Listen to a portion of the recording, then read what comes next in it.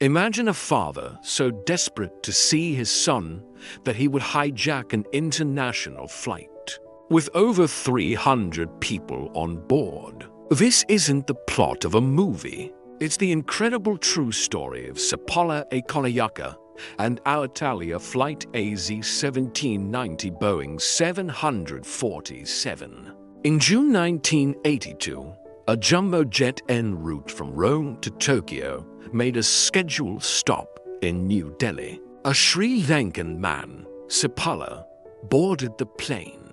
Shortly after takeoff, he passed a note to the crew, claiming to have explosives and demanding to be flown to Bangkok. He also demanded a ransom of $300,000 and, most importantly, to be reunited with his son.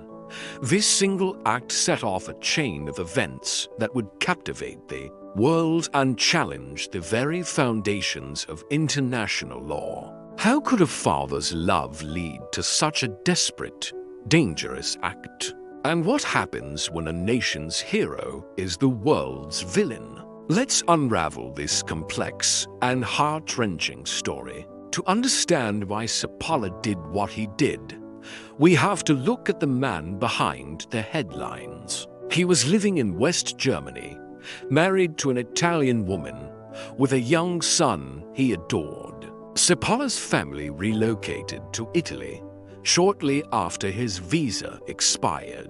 The authorities demanded he fly back to Colombo to obtain a new visa. Upon return, however, he learned that it would take 6 years before he was granted one. For Sepala, this was a tragedy struck upon. The pain of separation was unbearable. He tried every legal avenue to reunite with his child, but the immigration system seemed impenetrable. He now had to live with a heart left behind in Italy. The separation from his son became an obsession, a wound that wouldn't heal. He felt powerless, unheard, and pushed to the absolute edge. In his mind, the world had left him no other choice. A conventional flight ticket was just a piece of paper, but a hijacked note, he gambled, was a key that could unlock any door, even the one separating him from his child. It was a bluff born from pure desperation. As Flight 179 landed at Don Mueang Airport in Bangkok, the world held its breath. Sepala's demands were clear. For 30 hours, he held the passengers and crew hostage. His only connection to the outside world was the control tower. He wasn't a hardened criminal. He was a distraught father. He even released women and children from the flight.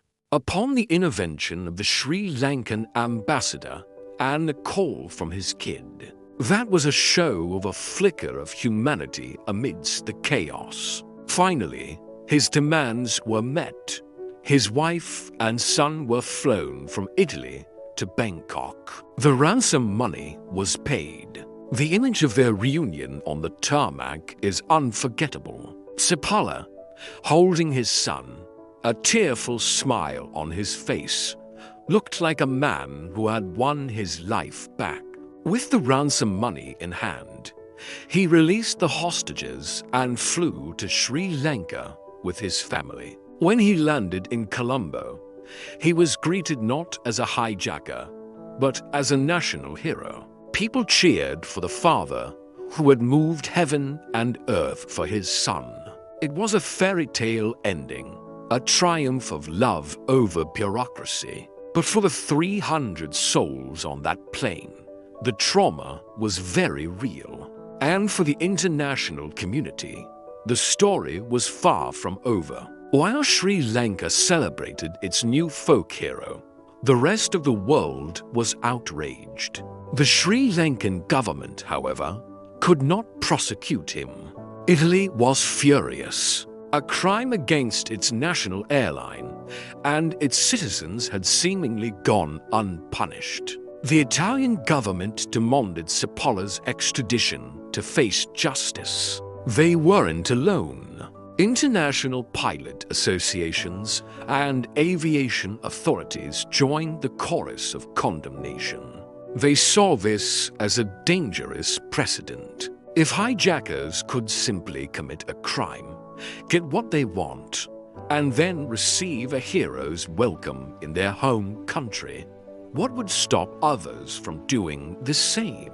The safety of global air travel was at stake. The pressure on the Sri Lankan government was immense. They were caught between celebrating a popular hero at home and facing diplomatic isolation and sanctions from the rest of the world. The fairy tale was quickly turning into a political nightmare. Sri Lanka's image on the world stage was tarnished, and the government knew it had to act. The cheers of the crowd were fading, replaced by the stern demands of international law. The Sri Lankan government was in a bind. They had a hijacker on their soil, but there was a huge problem. At the time, Sri Lanka had no specific law against hijacking. The crime had been committed outside its territory, and the existing legal framework was not equipped to handle such a complex international incident. How do you punish a crime that, legally speaking, doesn't exist in your country's law books? The government had to build a legal cage after the bird had already flown the coop. Under intense international pressure, they scrambled to create a law specifically for this situation.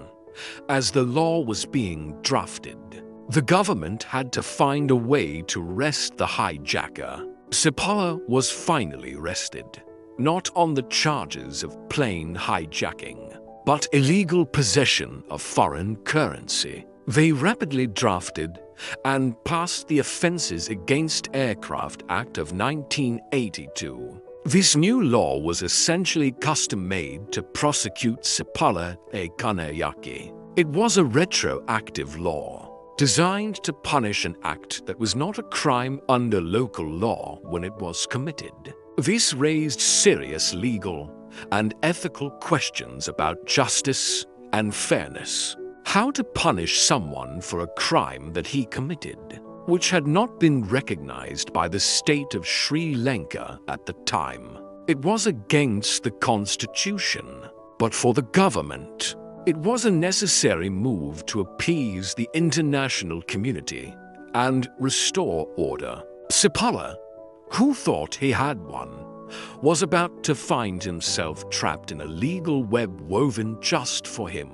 The trial was swift. Armed with the new Offences Against Aircraft Act, the Sri Lankan state prosecuted Sepala. His defense argued that he was a victim of circumstance, a desperate father driven to an extreme act by a broken heart and an unjust system. They painted a picture of a man who never intended to harm anyone.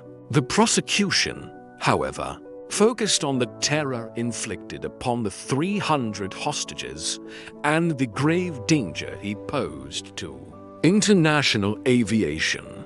They argued that the general principles recommended by the community of nations a rare instance, where the state recognized the international law to punish a citizen.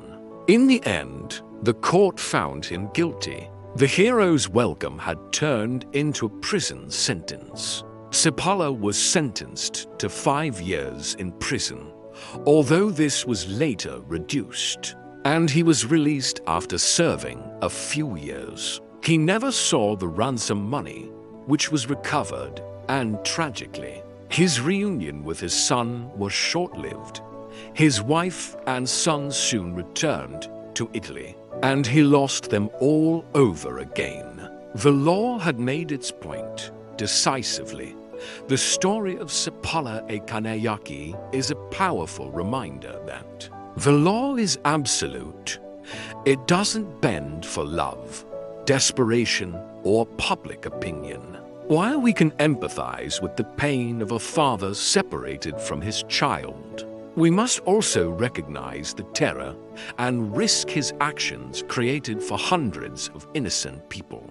His story forced Sri Lanka, and indeed the world, to strengthen laws against air piracy, ensuring that the skies remain safe for everyone. It's a tale where there are no true winners, only a heartbroken father, traumatized passengers, and a stark lesson in the unyielding nature of justice. It shows that even the most compelling human stories must ultimately answer to the cold, hard letter of the law.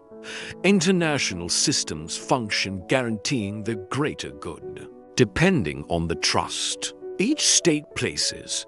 States are duty-bounded to uphold the justice which is retrospective. And as always, this is your host, Donica DeQuella, signing off. Thank you for watching. If you found this story as fascinating as I did, please hit that like button and subscribe for more deep dives into incredible true stories. Your support means the world to us. See you in the next one.